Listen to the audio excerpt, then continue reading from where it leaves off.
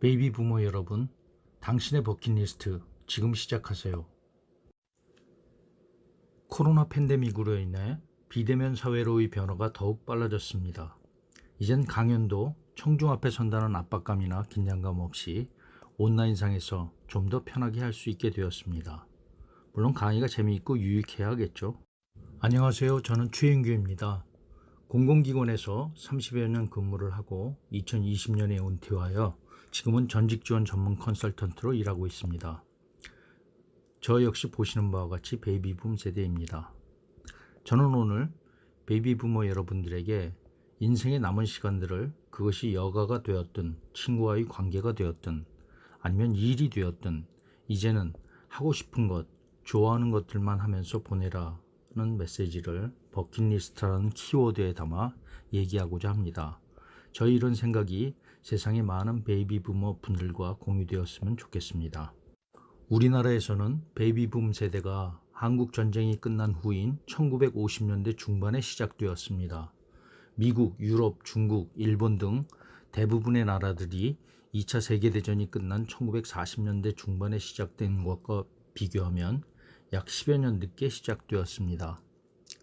베이비붐 세대가 끝나는 시기도 나라마다 조금씩 달라서 일본의 단카이 세대는 1949년에, 우리나라는 잘 아시는 바와 같이 1963년생까지, 미국은 1960년대 중반까지, 중국의 경우에는 1970년대 초반까지 태어난 분들을 베이비부머라고 얘기합니다. 올해가 우리나라 베이비부머의 마지막 세대가 은퇴를 하는 시기이기도 합니다. 쏟아져 나오는 베이비부머들이 재취업, 창업, 귀농귀촌, 사회봉사 등 다양한 방향으로 재사회화할 수 있도록 정부 차원에서도 많은 고심을 하고 있고 또 이들을 지원하기 위한 다양한 정책들을 마련하고 있습니다. 신중년이라는 말이 있습니다. 자기 자신을 가꾸면서 젊고 건강하고 즐겁고 행복하게 살려고 노력하는 5060 세대를 일컫는 말입니다. 이 같은 신조어가 생겨나는 것도 이들 세대가 과거와는 다르게 액티브 시니어로서 이 사회에서 역동적으로 활동하고 있다는 반증이기도 합니다. 50세에서 69세까지 이들 신중년의 인구 비중이 2017년 27%에서 2026년에는 33%까지 이를 전망이라고 합니다. 길 가는 3명 중 1명이 신중년인 셈입니다. 베이비부머의 은퇴라는 커다란 변화의 물결은 우리나라만의 특수한 상황은 아닐 것입니다. 많은 나라에서 이미 겪었거나 겪고 있는 문제일 것입니다. 이들이 이러한 변화를 슬기롭게 극복하고 인생 산막과 사막을 건강하고 행복하게 살아갈 수 있도록 우리 모두가 관심을 가져야 합니다. 베이비부머의 변화 관리나 생애 설계를 얘기할 때 여가, 건강, 관계, 사회공헌, 일, 재무 등 6가지 핵심 요소를 고려합니다. 저는 오늘 3가지만 요약해서 말씀드리고자 합니다.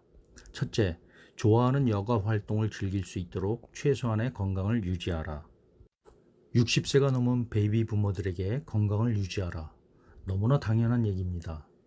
하지만 피렌체에 있는 두오모 성당이나 조또 종탑의 좁은 계단을 올라가 보셨거나 파리 루브르 박물관이나 상트페테르부르크의 에르미타주 박물관의 수많은 전시실을 하루 종일 돌아본 경험이 있는 분들은 이해하실 겁니다. 여행이나 관광도 기초 체력이 있어야 한다는 것을. 2017년 여름 잊고 지내던 제 버킷리스트를 우연히 펼쳐보게 되었습니다. 할 수 있겠어? 하고 스스로도 의아해했던 히말라야 트레킹이 눈에 들어왔습니다. 더 나이 들면 못할 텐데 하는 조급한 마음에 히말라야 트레킹 중에서도 난이도가 높다고 하는 에베레스트 베이스 캠프 트레킹을 하기로 결심했습니다. 마침 등산을 좋아하는 고등학교 친구 2명이 의기투합하여 제 계획에 합류하기로 하였습니다. 개인 사업을 하는 2 친구는 나보다 더 바쁜 생활 중에도 꾸준히 체력 관리를 했고 주말에는 관악산에서 함께 적응 훈련을 했습니다. 그렇게 6개월을 보내고 2018년 2월 드디어 EBC 트레킹을 위해 2주의 휴가를 냈습니다. 아시겠지만 직장인이 휴가철이 아닌 때에 2주의 휴가를 내고 해외여행을 간다는 것이 흔한 일은 아닙니다. 더군다나 당시에는 제가 충남에 있는 모 기관에 파견 근무 중이었던 터라 더욱 눈치가 보였지요. 우여곡절 끝에 우리 셋은 카트만두행 비행기에 올랐습니다. EBC 트레킹은 예상보다 훨씬 힘들었습니다. 마지막 해발고도 5,550m의 칼라파트라 전망대에 오를 때에는 반걸음 정도의 보폭으로 세 발자국만 가면 숨이 가빠 잠시 멈춰서서 심호흡을 몇 번 해야 다시 걸음을 걸을 수 있었습니다. 거기다 해발고도 4,000m 이상에서 5박을 해야 하는 일정이었는데 고산지대라 산소가 부족해서 두통과 추위로 밤에는 잠을 제대로 잘 수 없었습니다. 잠을 못 잘 때는 밖으로 나가 하늘을 보곤 했습니다. 그때 머리 위로 쏟아지는 수많은 별들은 지금도 잊지 못할 장관이었습니다. 그 후 코로나 팬데믹으로 해외여행길이 한동안 막혀 있었던 것을 생각해보면 그때 EBC 트레킹을 강행했던 것이 내 생애에 가장 잘한 결정이 아니었나 생각합니다. 우리나라 주거지역 대부분은 인근에 걸어서 갈 수 있는 뒷산이나 공원이 있고 운동기구들이 설치되어 있습니다. 값비싼 헬스클럽 멤버십을 끊지 않아도 마음만 먹으면 얼마든지 운동할 수 있는 여건이 잘 마련되어 있는 편입니다. 아웃도어 활동이 아니어도 무엇을 하든 여가 활동을 즐기기 위해서는 최소한의 건강과 체력이 필요합니다. 조깅이든 걷기든 자전거 타기든 수영이든 자신의 형편에 맞는 운동을 꾸준히 해야 합니다. 여가를 알차게 즐기기 위해서라도요. 둘째, 배우자 및 친구들과 좋은 관계를 유지하라. 관계 중에서도 특히 배우자와의 관계는 매우 중요합니다. 은퇴 후 집에서 삼시세끼를 해결하는 분들을 보통 삼식이라고 하죠. 저 역시 은퇴 후 1년간 삼식이 생활을 했습니다. 아무래도 집안에서 많은 시간을 배우자와 함께 지내다 보면 크고 작은 갈등을 자주 겪게 됩니다. 제 아내는 조금이라도 위험하다고 생각되는 활동을 매우 싫어합니다. 놀이공원에서 롤러코스터도 안 탈 정도니까요. 제가 시드니 근무 시절 하버브리지 클라이밍을 했을 때나 58세에 청풍호에서 번지점프를 뛰었을 때에는 하고 나서 며칠이 지난 후에야 아내에게 털어놨습니다. 하기 전에 얘기했다면 10중 8구는 하지 못했거나 하더라도 큰 전쟁을 치러야 했을 것입니다. 불필요한 갈등 없이 아내와의 관계를 좋게 유지하기 위한 저만의 노하우입니다. 그런데 진심으로 배우자를 아끼고 사랑한다면 배우자가 싫어하는 일은 하지 말아야 하겠죠. 어쨌든 죽을 때까지 배우자를 아끼고 사랑해야 합니다. 그리고 더 중요한 것은 자주 표현해야 합니다. 사랑해라는 말 한마디, 이제 우리 나이쯤 되면 어렵지 않게 할 수 있는 일 아닌가요? 저만 그런가? 번지점프도 처음에는 분당 율동공원에 있는 40m 높이 번지점프를 뛸 생각이었습니다. 그런데 안전규정상 만 50세가 넘으면 안 된다고 하더군요. 할 수 없이 나이 제한이 없는 곳을 찾아 청풍호까지 가게 되었는데 당시 국내 번지점프대 중 가장 높은 62m였습니다. 점프대에서는 아래를 보면 못 뛴다는 얘기를 들어 앞만 보고 뛰려 했는데 교관이 발의 3분의 2만 발판을 딛고 3분의 1은 허공에 두라고 하여 어쩔 수 없이 발바닥을 움직이다 아래를 본 순간 까마득해. 줄이 풀리거나 끊어지면 어쩌지? 무한한 상상력이 공포감을 자극하면서 살아서 집에 갈 수 있을까? 정말 겁나더군요. 번지점프를 하고 난 후 저는 세상 사람들을 크게 두 부류로 나누게 되었습니다. 번지점프를 해본 사람과 안 해본 사람으로. 버킷리스트 한 줄을 지우기 위해 너무나 큰 대가를 치른 다시는 해보고 싶지 않은 경험이었습니다. 은퇴한 베이비 부머에게 배우자와의 관계 못지않게 중요한 것이 친구와의 관계입니다. 미국의 정신과 의사인 로버트 왈딩어 박사팀이 하버드 졸업생을 포함한 724명의 일생을 75년간 추적 조사하여 연구한 결과 행복한 삶의 조건에 가장 영향을 미치는 요소가 사회성과 관계라고 합니다. 여러분들에게도 여러 모임이 있을 것입니다. 그것이 등산, 골프, 당구, 바둑 같은 취미 활동이든 사회 봉사 활동이든 아니면 만나서 부어라 마셔라 하는 술판 모임이든 만나면 좋은 친구 위주로 만나시기 바랍니다. 그리고 기왕이면 모임에서 핵인싸가 되시기 바랍니다. 저의 경우 친구들과 주말 등산 모임에서 핵인싸입니다. 다소 번거로운 일도 있지만 제가 좋아서 하는 일이며 제가 속한 작은 커뮤니티 사회에 공헌하는 길이기도 합니다. 사회 공헌이라는 것이 대단하고 특별한 것이 아니라 우리 일상에서 쉽게 찾아할 수 있는 일이라고 생각합니다. 셋째, 돈을 벌기 위한 일자리가 아닌 내가 좋아하는 일거리를 찾아라. 자기 일에 만족하는 사람의 비중이 전체 근로자의 13%에 불과하다고 합니다.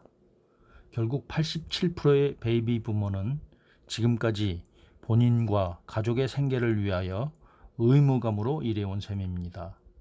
이제는 더 이상 그렇게 일하면 안 됩니다. 일을 통해 즐거움, 행복을 추구해야 할 때입니다. 일의 미래를 쓴 린다 그레트는 그의 저서에서 지금까지 80년을 살고 60세까지 일했다면 앞으로 100년을 살고 80년간 일을 해야 한다고 합니다. 일과 삶이 균형을 이루어야 하며 일의 목적도 단순히 경제적 목적에서 벗어나 취미, 여가, 봉사, 사회활동, 가사, 학습 등으로 다양하게 확장되어야 합니다. 지금 저에게는 세 가지 일거리가 있습니다. 가장 주된 일거리가 서두에 말씀드린 전직지원 전문 컨설턴트이고 다음이 법률사무소 사무장, 마지막으로 그림 도슨트입니다. 물론 이 중 큰 돈이 되는 일거리는 없습니다. 그저 제가 좋아서 하는 일이지요. 전직지원 전문 컨설턴트는 정년퇴직 후 처음 갖게 된 일거리인데 나와 같은 처지에 있는 사람들, 바로 은퇴한 베이비 부모와 함께 고민하며 문제를 해결해 가려는 노력 그 자체가 매력이 있었습니다. 지금 제가 강연을 하게 된 결정적인 이유이기도 합니다. 젊은 시절 사법시험에 여러 차례 실패하고 결국 다른 길을 가게 되었지만 법률 서비스 관련 일을 하는 것은 저의 오랜 꿈이었습니다. 마침 처남이 변호사를 하고 있어 사무장으로 부업을 하면서 법률 서비스 관련 일에 한 발은 들여놓고 있는 셈입니다. 최근 은퇴한 베이비 부모 중에 인문학 서적을 읽는 분들이 많습니다. 저의 경우에는 곰브리치의 서양 미술사를 읽으면서 미술에 관심을 갖게 되었습니다. 과거 루브르, 오르세이, 바티칸, 우피치, 프라도 등 유럽의 유명 미술관을 관람했을 때 아쉬움이 많이 남았었는데 그것이 계기가 되었는지도 모르겠습니다. 이 세 가지 일 모두 제게는 돈이 되지는 않습니다. 그저 제가 좋아서 하는 일입니다. 좋아서 하는 일은 10가지라도 할 수 있을 것 같습니다. 여러분도 일자리가 아닌 하면서 내가 행복한 일거리를 찾으십시오. 그리고 즐겁게 하십시오. 베이비붐 세대는 X나 Y 그리고 Z세대와 비교해 볼 때 가장 부유한 세대라고 합니다. 소비하며 여러분의 삶을 즐기십시오. 여러분의 다양한 욕구를 충족시키기 위해 새로운 서비스와 잡이 생겨날 것입니다. 그것이 우리 미래 세대를 돕는 길이기도 합니다. 베이비부머 여러분, 지금까지 경주마처럼 앞만 보고 달려왔다면 이제는 일과 삶의 균형을 이루며 자존감을 회복하고 스스로의 가치를 실현할 때입니다. 더 이상 속도는 중요하지 않습니다. 올바른 방향으로 가야 할 때입니다. 제게도 버킷리스트가 있습니다. 대부분은 가보고 싶은 여행지를 적어놓은 종이 쪽지에 불과하긴 하지만 제 버킷리스트 1번은 아내와 함께 떠나는 중남미 배낭여행입니다.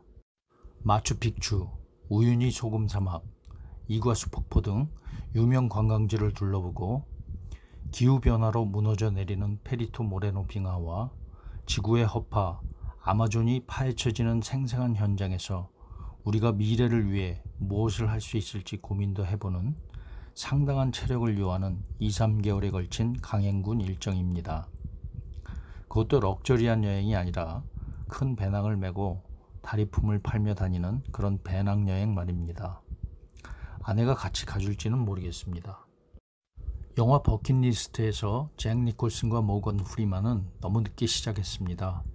시한부 인생 선고를 받고 나서 시작했으니까요.